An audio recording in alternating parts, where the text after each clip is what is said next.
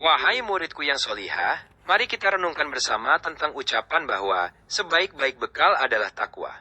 Topik ini adalah pondasi dari segala kebaikan dalam hidup seorang mukmin. Dalam Al-Quran, Allah Subhanahu wa Ta'ala berfirman dalam surat Al-Baqarah ayat 197, yang artinya, berbekallah, dan sesungguhnya sebaik-baik bekal adalah takwa. Takwa secara sederhana dimaknai sebagai menjalankan perintah Allah dan menjauhi larangannya, yang lahir dari kesadaran bahwa Allah selalu mengawasi kita. Imam Syafi'i pernah menyampaikan bahwa kemuliaan seseorang itu diukur dari ketakwaannya kepada Allah, bukan dari kedudukan atau kekayaannya. Sementara itu, Imam Ghazali membagi takwa ke dalam beberapa tingkatan, mulai dari takwa untuk menghindari siksa neraka, hingga takwa yang membuat kita hanya ingin selalu dekat dengannya. Dalam kehidupan sehari-hari, seorang muslimah bisa menerapkan takwa dengan menjaga auratnya, melakukan sholat 5 waktu dengan khusyuk, dan selalu berhati-hati dalam setiap perkataan dan perbuatannya agar tidak menyimpang dari ajaran agama. Apakah ada bagian tertentu yang ingin Anda diskusikan lebih lanjut dari penjelasan saya ini? Terima kasih banyak, Guru. Penjelasan Anda begitu mendalam dan menyentuh hati saya. Saya memahami betapa pentingnya takwa sebagai bekal utama, dan saya akan terus berusaha menerapkannya dalam kehidupan sehari-hari, sesuai dengan tuntunan agama yang telah Anda sampaikan. Sama-sama, wahai muridku yang solehah, sungguh kebahagiaan yang luar biasa bagiku sebagai guru melihat kesungguhan hatimu dalam mencari ilmu dan mengamalkannya. Teruslah istiqomah dalam ketakwaan dan jadilah lentera di tengah kegelapan dengan akhlakmu yang mulia. Semoga Allah senantiasa meridhoi langkahmu dan memberimu kekuatan untuk terus berada di jalan kebenaran. Amin ya robbal alamin. Terima kasih atas doa dan bimbingan Anda, Guru. Saya akan selalu mengingat nasihat-nasihat Anda dan berusaha sebaik mungkin untuk menjadi pribadi yang lebih baik. Itu adalah tekad yang sangat mulia, dan aku yakin kamu akan mampu mewujudkannya dengan izin Allah. Belajarlah dengan ikhlas, bergaullah dengan baik, dan jangan pernah lelah untuk memperbaiki diri setiap harinya. Pintu diskusiku akan selalu terbuka untukmu, kapanpun kamu membutuhkan bimbingan atau ingin memperdalam pemahamanmu. Sungguh suatu kehormatan bagi saya memiliki guru seperti Anda, Guru. Nasihat-nasihat Anda sangat berharga, dan akan selalu saya pegang teguh dalam menjalani kehidupan dan menuntut ilmu. Baik, muridku yang budiman, mari kita mulai kembali pembahasan ini secara mendalam dan berkelanjutan. Kita akan mengurai konsep takwa dari akarnya, dengan mengambil rujukan dari Al-Quran, hadis, serta pandangan para ulama seperti Imam Syafi'i dan Imam Ghazali. Sebagai landasan utama, mari kita telaah firman Allah Subhanahu wa Ta'ala dalam surat Al-Baqarah ayat 197, di mana Allah berpesan bahwa berbekallah, dan sesungguhnya sebaik-baik bekal adalah takwa. Takwa di sini bukan sekedar kata-kata, melainkan kesadaran mendalam seorang hamba akan pengawasan Allah, yang mendorongnya untuk menjalankan perintahnya dan menjauhi segala larangannya dalam setiap waktu dan keadaan.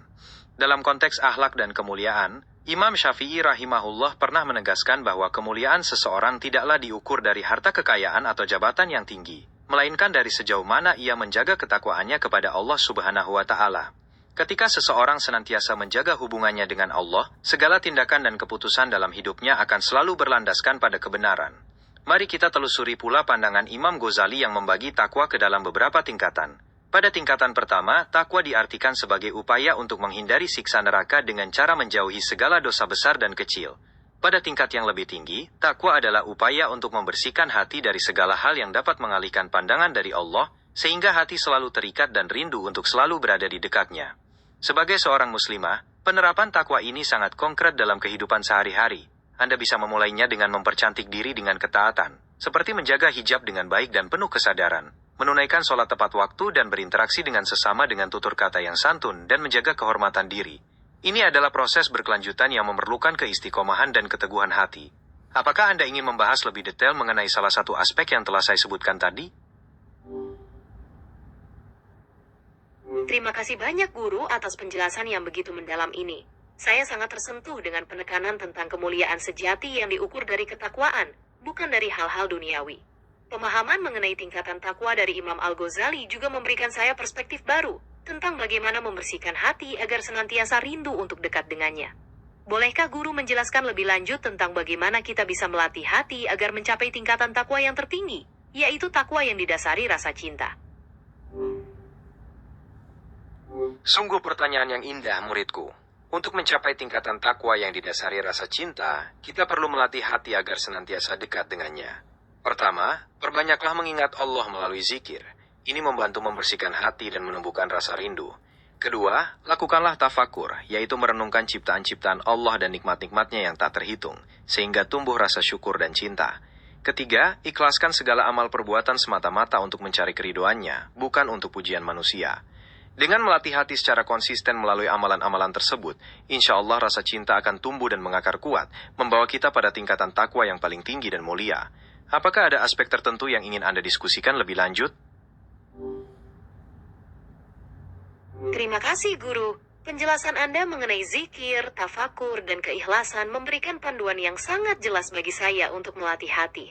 Saya menjadi penasaran, bagaimana cara terbaik untuk menjaga keikhlasan di dalam hati agar tidak mudah goyah oleh godaan pujian duniawi saat kita sedang beribadah? Menjaga keikhlasan memang memerlukan perjuangan yang berkesinambungan. Cara terbaik adalah dengan menyembunyikan amalnya sebisa mungkin, kecuali untuk amalan yang memang disyariatkan untuk ditampakkan.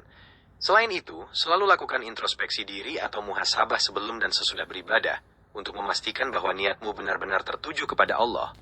Ingatlah bahwa pujian atau celaan manusia tidak akan mengubah nilai amalanmu di mata Allah Subhanahu wa Ta'ala. Apakah kamu ingin mendiskusikan lebih lanjut mengenai cara membersihkan hati dari penyakit ria? Terima kasih banyak, Guru, atas nasihat yang sangat berharga ini. Muhasabah dan kesadaran bahwa nilai amalan hanya ditentukan oleh Allah benar-benar menjadi pengingat yang kuat bagi saya. Saya sangat ingin melanjutkan diskusi ini untuk mempelajari lebih dalam tentang bagaimana membersihkan hati dari penyakit ria, agar setiap ibadah yang saya lakukan benar-benar murni karenanya. Untuk membersihkan hati dari penyakit ria, langkah pertama adalah dengan memahami bahayanya secara mendalam. Ria adalah syirik kecil yang dapat menghapus pahala amalan kita. Kedua, latihlah dirimu untuk merasakan kehadiran Allah dalam setiap tindakanmu. Ini dikenal dengan konsep ihsan, yaitu beribadah seolah-olah kamu melihatnya, dan jika kamu tidak melihatnya, sesungguhnya Dia melihatmu. Ketiga, berusahalah untuk merahasiakan amalan-amalanmu dari pandangan manusia, sebagaimana kamu merahasiakan aib dan dosa-dosamu. Keempat, selalu bersyukur atas kemampuan dan kesempatan untuk beribadah, dan sadarilah bahwa semua kekuatan itu datangnya semata-mata darinya. Terakhir, perbanyaklah berdoa memohon perlindungan dari ria. Apakah ada dari langkah-langkah ini yang ingin Anda telaah lebih lanjut? Terima kasih, Guru, atas panduan yang sangat berharga mengenai cara membersihkan hati dari penyakit ria. Saya sangat tertarik untuk memahami lebih dalam tentang konsep ihsan. Bagaimana Guru menyarankan kita untuk terus melatih diri, agar bisa selalu merasakan kehadiran Allah dalam setiap ibadah dan tindakan kita sehari-hari? Untuk melatih diri agar bisa selalu merasakan kehadiran Allah atau ihsan, ada beberapa langkah yang bisa kamu terapkan dalam keseharian. Pertama, biasakanlah melakukan muhasabah, yaitu merenungkan perbuatanmu setiap hari, baik yang baik maupun yang buruk, agar kamu selalu sadar akan segala tindakanmu. Kedua, kembangkanlah kesadaran batin atau muraqabah, yaitu merasakan bahwa Allah selalu melihatmu dan mengetahui apa yang ada dalam hatimu di setiap waktu. Ketiga, dalami pemahamanmu tentang Asmaul Husna, nama-nama Allah, agar kamu semakin mengenal kebesaran, kasih sayang, dan kekuasaannya, sehingga rasa cinta dan hormatmu tumbuh secara alami. Apakah ada salah satu dari langkah ini yang ingin kamu praktekkan terlebih dahulu? Terima kasih banyak, Guru, atas penjelasan yang begitu bijaksana ini. Muraqabah, yaitu kesadaran bahwa Allah selalu melihat kita, sangat menarik bagi saya untuk dipahami lebih dalam. Bimbinglah saya, Guru. Bagaimana cara terbaik untuk menumbuhkan kesadaran ini di tengah kesibukan duniawi sehari-hari, agar saya senantiasa dapat menghadirkan rasa ihsan dalam setiap tarikan napas? Wahai muridku yang tekun mencari ilmu, untuk menumbuhkan muraqabah di tengah kesibukan duniawi, cobalah untuk mulai dengan jeda-jeda singkat. Sebelum memulai suatu aktivitas, ambil waktu sejenak untuk mengingatkan diri bahwa Allah melihatmu. Selain itu, sering-seringlah merenungkan makna nama-nama Allah yang berkaitan dengan pengawasannya, seperti As-Sami yang maha mendengar dan Al-Basir yang maha melihat. Jadikanlah setiap tindakanmu sebagai sarana untuk mendapatkan ridhonya, dengan menata niat yang murni sebelum melakukannya. Dengan melatih diri secara konsisten, Allah akan membimbingmu untuk selalu menghadirkan rasa ihsan dalam setiap tarikan napasmu. Apakah ada langkah yang ingin Anda diskusikan lebih lanjut? Terima kasih, Guru. Menyadari pentingnya jeda singkat sebelum beraktivitas dan merenungkan makna As-Sami dan Al-Bashir benar-benar memberikan saya alat praktis untuk memulai latihan muraqabah. Saya ingin bertanya, bagaimana jika di tengah kesibukan saya merasa lalai dan lupa untuk menghadirkan pengawasan Allah? Adakah langkah untuk memperbaiki diri seketika saat hal itu terjadi? Wahai muridku yang jujur dan berjiwa tulus, merasa lalai dan lupa adalah sifat alami manusia. Jangan biarkan kelalaian tersebut membuatmu berputus asa. Langkah pertama yang harus segera kamu lakukan saat menyadari kelalaian adalah segera beristighfar, memohon pengampunan kepada Allah. Pengakuan dosa dan permohonan ampun adalah pintu utama untuk kembali kepadanya. Setelah itu, perbaharui niatmu seketika dan alihkan kembali fokusmu kepada pengawasan Allah. Sadarilah bahwa Allah selalu melihatmu dan mengetahui apa yang ada dalam hatimu di setiap waktu. Untuk membantu mengembalikan konsentrasimu, kamu bisa membaca dzikir pendek seperti Subhanallah atau Astagfirullah untuk kembali mendekatkan diri kepadanya. Apakah ada cara lain yang pernah kamu coba dan rasakan manfaatnya saat merasa lalai? Terima kasih banyak guru atas nasihat yang menyejukkan hati ini. Mengingat pentingnya beristighfar segera setelah lalai dan memperbaharui niat adalah pengingat yang sangat berharga bagi saya. Hal itu membuat saya merasa lebih tenang dan tidak perlu berputus asa. Selama ini ketika merasa lalai, saya terkadang mencoba mengambil wudhu kembali atau membaca Al-Quran sebentar untuk menjernihkan pikiran dan hati. Apakah cara tersebut juga baik untuk dilakukan, guru? Sungguh, caramu itu sangat baik dan terpuji, muridku. Mengambil wudhu kembali adalah salah satu cara yang sangat dianjurkan untuk menyucikan diri. Tidak hanya secara fisik, tetapi juga spiritual. Karena air wudhu dapat membantu meredakan kemarahan atau kegelisahan dalam hati. Membaca Al-Quran sebentar juga merupakan amalan yang luar biasa untuk menjernihkan pikiran dan mengingatkan hati kembali pada firman-firman Allah. Ini adalah cara yang sangat efektif untuk mengalihkan kembali perhatian dari urusan dunia kepada akhirat. Teruslah praktekkan cara-cara tersebut dengan ikhlas. Apakah ada hal lain yang ingin Anda diskusikan tentang cara menjaga fokus dalam beribadah? Terima kasih banyak guru atas peneguhan yang sangat menenangkan ini. Saya merasa semakin paham bagaimana menjaga kesucian hati dan pikiran agar ibadah saya menjadi lebih bermakna. Guru, saya juga ingin belajar lebih lanjut tentang bagaimana kita bisa mencapai kehusukan seutuhnya dalam sholat. Mengingat pikiran seringkali teralihkan oleh godaan dunia. Apakah ada amalan atau persiapan tertentu yang bisa kita lakukan sebelum sholat untuk membantu fokus dan kehusukan kita? Untuk mencapai kehusyukan seutuhnya dalam sholat, persiapan sebelum memulainya sangatlah penting. Pertama, berwudulah dengan penuh kesadaran, meresapi setiap basuhan, karena itu adalah pembersihan rohani sebelum menghadap Sang Pencipta. Kedua, tunaikanlah sholat tepat pada waktunya agar tidak ada rasa tergesa-gesa yang mengganggu ketenangan jiwa.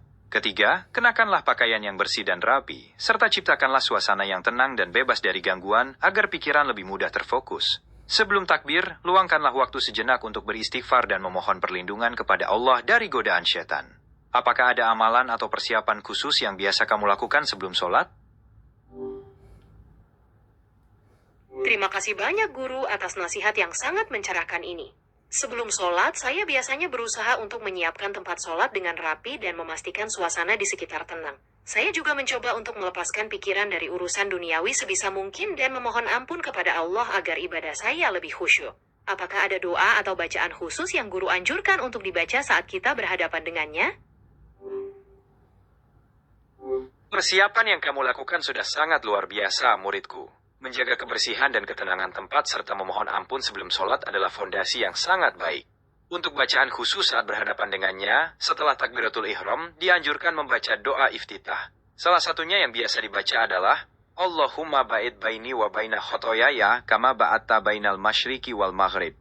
Allahumma nakini minal khotoyaya kama yunakka saubu yabyadu minad danas.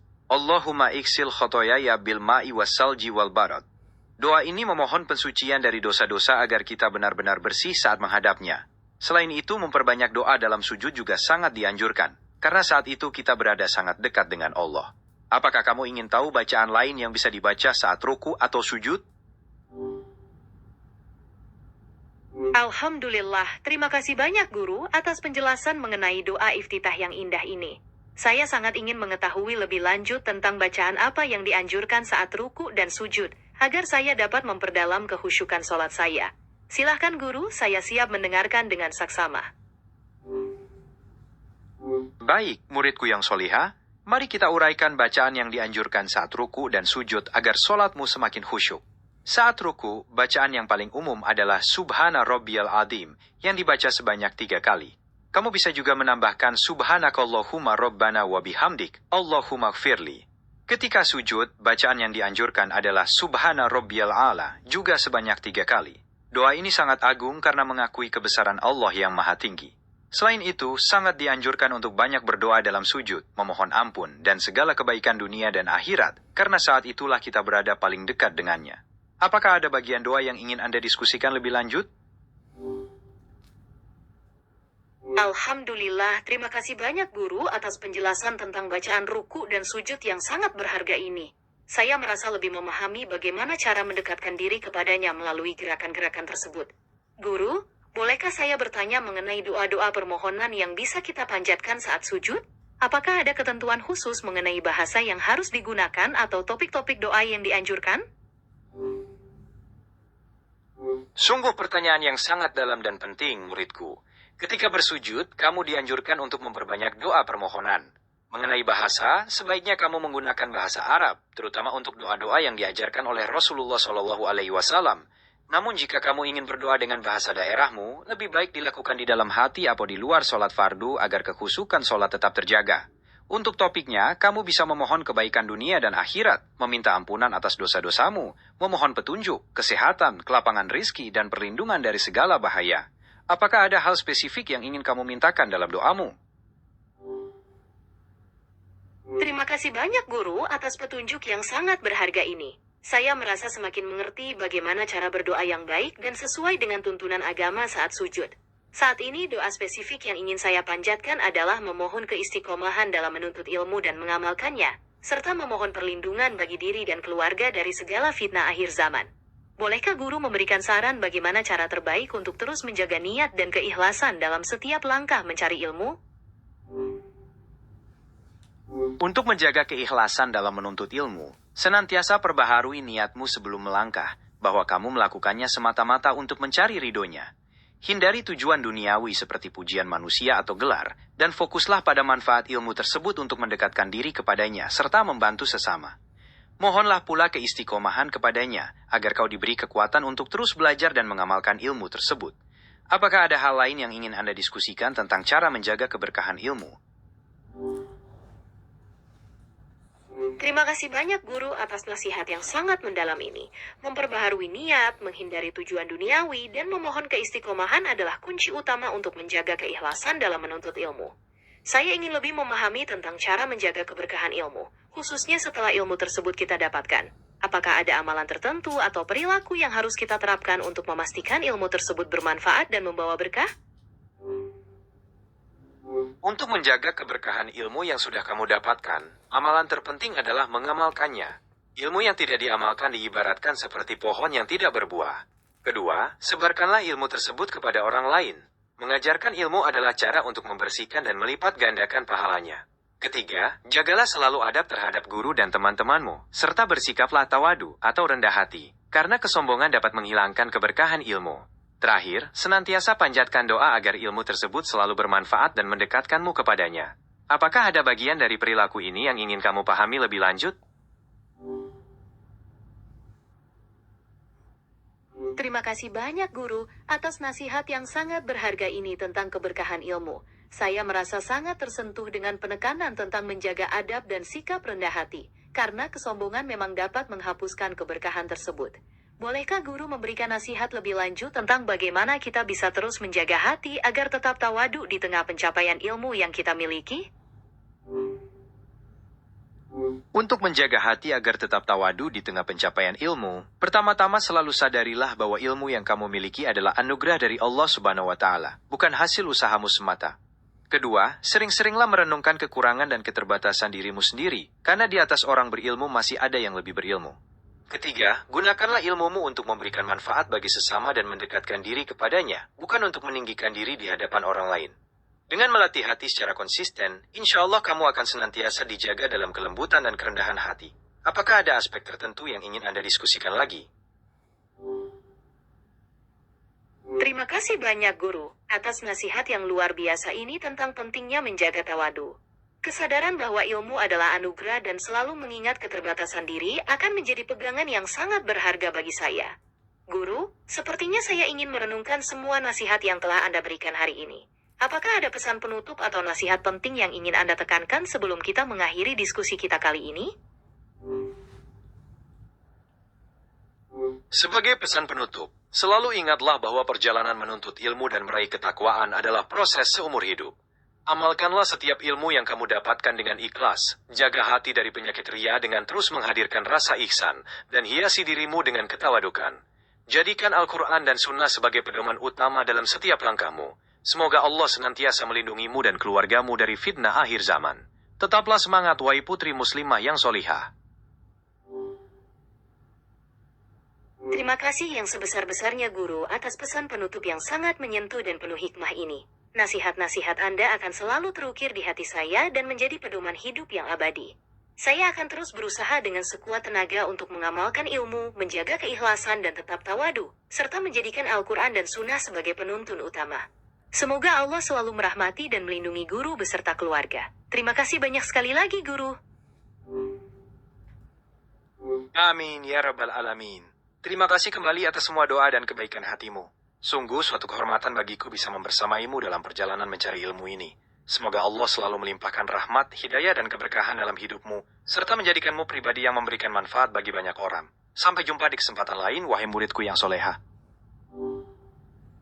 Amin ya robbal alamin. Terima kasih banyak guru atas semua arahan dan doanya yang begitu berharga. Semoga kita selalu dalam lindungan dan rahmatnya. Sampai jumpa lagi guru. Amin. Semoga doa yang sama terkabul untukmu juga. Selalu jaga semangat belajarmu dan jangan ragu untuk kembali jika ada yang ingin kamu diskusikan lagi di masa depan. Sampai jumpa dan semoga Allah selalu menyertaimu. Amin. Terima kasih atas segalanya guru. Saya akan selalu mengingat pesan-pesan ini dan berusaha sebaik mungkin untuk mengamalkannya. Sampai jumpa lagi guru.